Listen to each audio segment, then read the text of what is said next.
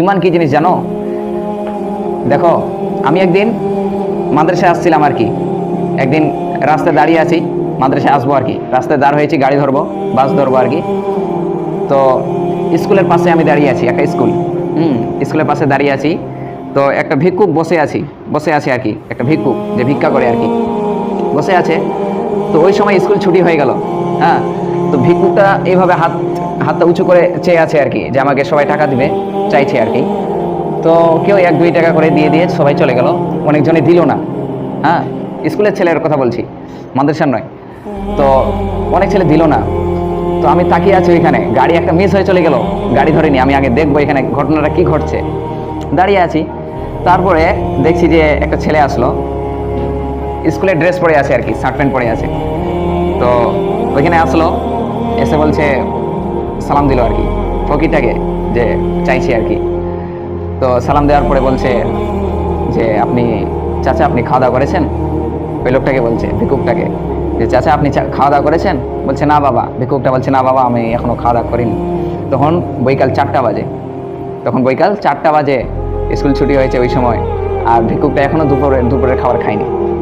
তো ছেলেটা কি করলো, বলছে চাচা আপনি দোকানে চলেন, আমি নিয়ে যাবো, আপনি চলেন।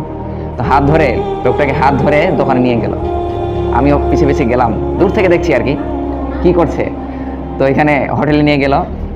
তো বলছে চাচা বলেন আপনি কি খাবেন? আমি সাইডে দাঁড়িয়ে আছি। বলছে আপনি কি খাবেন? বলছে তুমি যা খাওয়াবে আমি তাই খাবো। ছেলেটা তখন কিছু খাবার নিয়ে আসলো, অর্ডার করলো, দেওয়া হলো, ভিক্ষুকটাকে খেলো। খাওয়ার পরে ভিক্ষুকটা বলছে যে তুমি আমাকে এত বড় হেল্প করলে, আমাকে এত বড় সাহায্য করলে, আল্লাহ তোমার ভালোই করুক। ছেলেটা বলছে এবার কি জানো, যে আপনি কিছু বলার দরকার নাই, আমি আপনার কাছে কিচ্ছু চাই না, জাস্ট আমার জন্য একটু দোয়া করবেন, যাতে আমি সঠিক পথে যেন থাকি।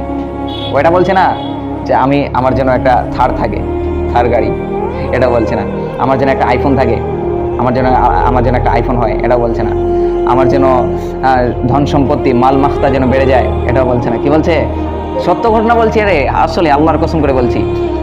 বলছে যে আমার কিছু দরকার নাই, আপনি জাস্ট আমার জন্য একটু খালি দোয়া করবেন, আমি যেন সঠিক পথে থাকি, দিনের পথে থাকি, আল্লাহর দুনিয়ায় আমি আছি, আল্লাহর জন্য কিছু করতে যেন পারি, খিদমত করতে পারি, ইসলামের জন্য খিদমত করতে পারি, দাওয়াতি কাজ করতে পারি, এবং আমি নিজে যেন নামাজ পড়তে পারি, এবং মানুষকে যেন, আমার বন্ধু বান্ধবদেরকে আমি যেন নামাজের দিকে ডাকতে পারি।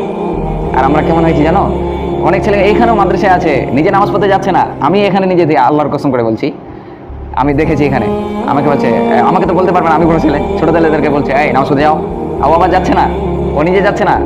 আর ছোট ছেলেকে এই নামাজ পড়তে যাও, আবার যাচ্ছে না।